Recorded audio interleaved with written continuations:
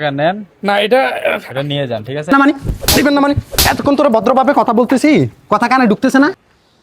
ইমাম সাহেব জি ভাইয়া। আসেন এদিকে আসেন। আপনার বেতনটা নিয়ে যান।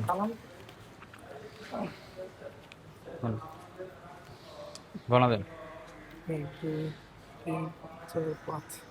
ঠিক আছে? জি ভাই, আমার স্যালারি তো ৬,০০০ টাকা, ১,০০০ টাকা কম দেয়। ১,০০০ টাকা কম দিয়ে আপনি তো ৫,০০০ টাকা রাখেন, আপনি তো ৫,০০০ টাকা তো হয়ে যাবে, আপনি তো বেশি বাড়তি কোনো খরচ নাই। না বাড়তি কোনো খরচ নাই, ঠিক আছে। এটা তো মানে সবসময় প্রতি মাসেই সেম অবস্থা হচ্ছে। হ্যাঁ, তো আমাদের সংসার আছে, আমাদের বাল বাচ্চা আছে, ওদেরকে কীভাবে কন্ট্রোল করবেন? আপনাদের দেখা যাচ্ছে ১০,০০০ টাকা বেতনও, ১৫,০০০ টাকা বেতনও হচ্ছে না, আমাদের ৫,০০০ টাকা বেতন আমরা কীভাবে চলবো? আপনি তো চা বেরি কিছু খান না, আপনার তো শুধু। ঠিক আছে, চা বেয়ে কিছু খাচ্ছি না, কিন্তু এখন তো দেশের পরিস্থিতি দেখতেছেন কি অবস্থা। কিন্তু এখন ৫,০০০ টাকা দিয়ে আচ্ছা, আমাদের এটা কীভাবে এটা হবে ভাই? রাখেন রাখেন, আপনার সমস্যা নাই, রাখেন, কিছু হবে না, রাখেন, খাইতে পারবেন, চলতে পারবেন। তাহলে আপনার থেকে যেটা ৫,০০০ টাকা দিচ্ছে আরো ১,০০০ টাকা নিয়ে নিবো আমি। না ভাই, এটা তো তাহলে ঠিক হবে না।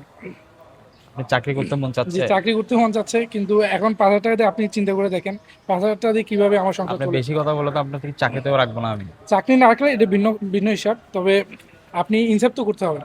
যেহেতু আমার এখানে আমি একটা দায়িত্বে আছি, আপনার বিষয়টা মাথায় রাখা উচিত যে ৫,০০০ টাকা দিয়ে একটা ইমাম সাহেব কীভাবে চলে, ঠিক আছে না?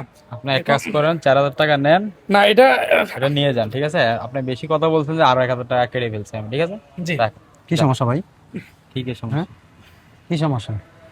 কি এটা আমি মসজিদের সভাপতি, উনি ইমাম সাহেব, ঠিক আছে? হ্যাঁ। এটা আমার আর ওনার ব্যাপার। তো আপনি ইমাম এখানে সাহেবের নাক বেতন গলায়েন। রাখি দিচ্ছেন, আপনি প্রত্যেক মাসে ওনার বেতন থেকে ১,০০০ টাকা কাটতেছেন। আপনাদের কি বিবেক বুদ্ধি নাই? ওনাদের পিছনে আমরা এটা নামাজ আপনাকে পড়ি। জ্ঞান দিতে হবে না। হ্যাঁ, আপনাকে জ্ঞান দিতে হবে না। আপনি ৫,০০০ দিচ্ছেন, এমনিতেও বেতন কম দিচ্ছেন, এখন আবার ১,০০০ টাকা নিয়ে নিচ্ছেন কেন? সেটা আমি নিছি কেন হ্যাঁ? নিছি এটা আপনাকে বলতে হবে। অবশ্যই আমারে বলতে হবে। কেন? বলতে হবে। আপনি কে? আপনি অন্যায় করতেছেন। কেন অন্যায় হ্যাঁ? করতেছি? একজন ইমামের সাথে অন্যায় করতে কি আপনাদের বিবেকে বাজে না? ওনার পিছনে আমরা নামাজ কায়েম করি না? আপনি কি চা বেরি খান? হ্যাঁ, আরে চা বিড়ি খাক না খাক ওইটা আপনার দেখার বিষয় না, তো ওনার প্রাপ্য যেটা ওইটা তো দিবেন আপনি।